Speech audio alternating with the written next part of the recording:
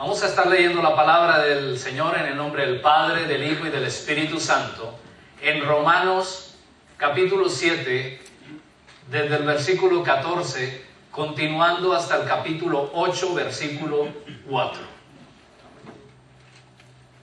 Hermano, ponga mucha atención a esta palabra. Yo hoy no traje la versión Reina Valera y lo hice intencionalmente. Tengo hoy la versión internacional. Trate de seguirme, hay un propósito al hacerlo. Amén. Dice la palabra del Señor, versículo 14. Sabemos en efecto que la ley es espiritual, pero yo soy meramente humano y estoy vendido como esclavo al pecado. No entiendo lo que me pasa, pues no hago lo que quiero, sino lo que aborrezco. Ahora bien, si hago lo que no quiero, estoy de acuerdo en que la ley es buena. Pero en ese caso, ya no soy yo quien lo lleva a cabo, sino el pecado que habita en mí. Yo sé que en mí, es decir, en mi naturaleza pecaminosa, nada bueno habita. Aunque deseo hacer lo bueno, no soy capaz de hacerlo.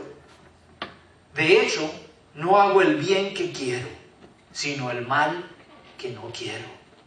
Y si hago lo que no quiero, ya no soy yo quien lo hace, sino el pecado que habita en mí. Así que descubro esta ley, que cuando quiero hacer el bien, me acompaña el mal. Porque en lo íntimo de mi ser me deleito en la ley de Dios, pero me doy cuenta de que en los miembros de mi cuerpo hay otra ley, que es la ley del pecado. Esta ley lucha contra la ley de mi mente y me tiene cautivo. Soy un pobre miserable. ¿Quién me librará de este cuerpo mortal?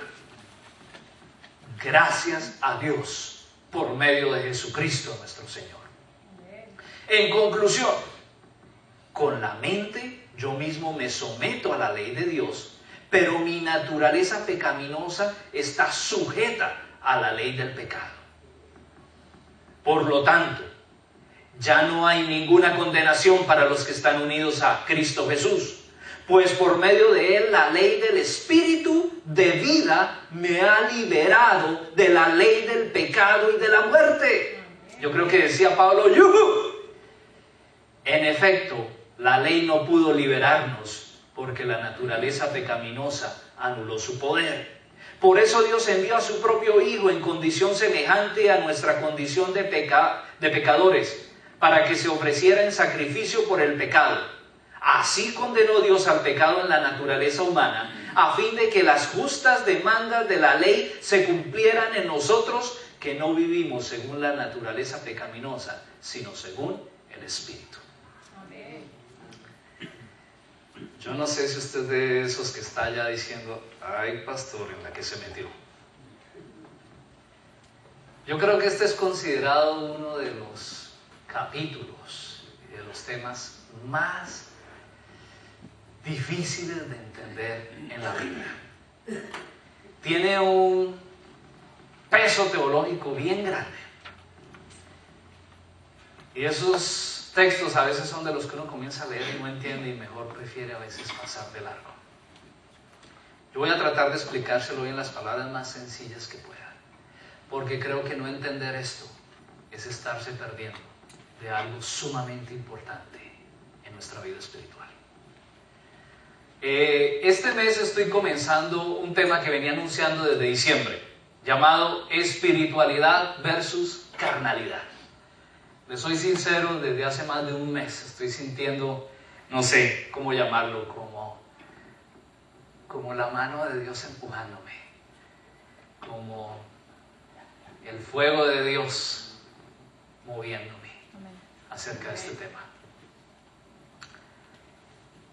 Hace unos meses tuve la oportunidad de hablar con alguien y me narraba su primera experiencia de buceo. Y pues no era buceo en un lago, no, buceo en el mar como tal. No era buceo a 2 o 3 métricos de profundidad, no, buceo un poquito más profundo, 40 metros más o menos. me decía que, esa persona me decía que siempre había soñado con hacerlo. Sin embargo, se veía a sí misma y decía, por mis propios medios no lo puedo hacer, es un sueño que tengo, pero yo por mí misma no puedo hacerlo. Y especialmente si soy una persona que le tiene miedo al agua.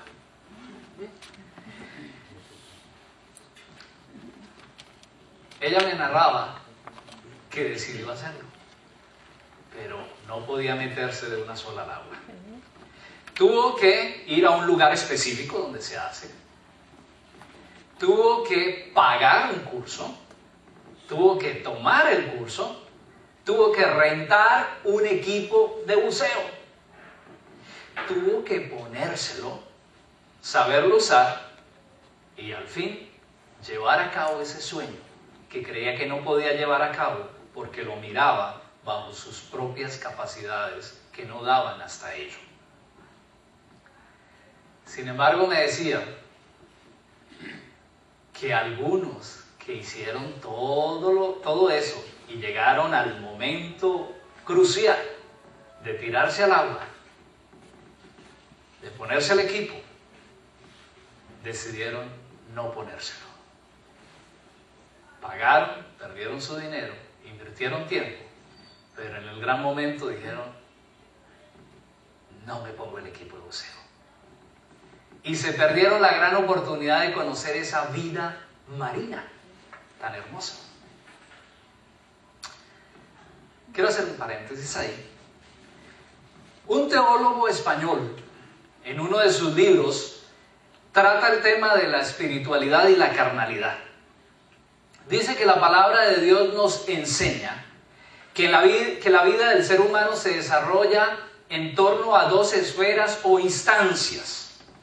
Una primera esfera es aquella dominada y controlada por la carne, llamada esfera carnal.